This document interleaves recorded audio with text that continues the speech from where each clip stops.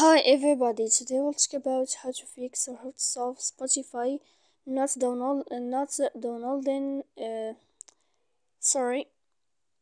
how to fix or how to solve Spotify not playing downloading songs. To know how to fix or how to solve not playing downloading songs, you should just go to settings.